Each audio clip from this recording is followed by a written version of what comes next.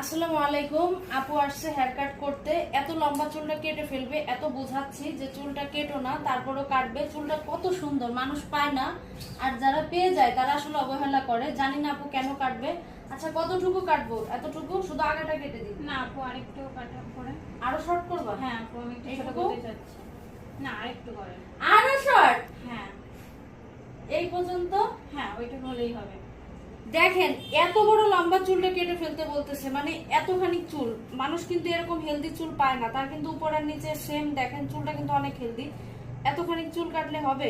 দিলাম কিন্তু কেটে এতখানি। হ্যাঁ দেন। পরে কিন্তু বলতে পারবেন না না না, যে চুল সমস্যা শর্ট নেই। হয়ে গেছে। দিলাম। সমস্যা না। আমার এত মায়া লাগতেছে এত লম্বা চুল কাটতে, মানে কি বলবো। আগা কেটে দিন। হ্যাঁ না না, ওইটুকু না আপু, এত লম্বা চুল কাটেন না, পরে আপনি পস্তাবেন। মানুষ কিন্তু পায় না। হ্যাঁ, আর আপনি পেয়ে অবহেলা করতেছেন। আগাটা কাটেন, বুঝছে আপনি রাগ করছেন। মাথা ঠান্ডা হলে তখন আসেন চুল কাটতে।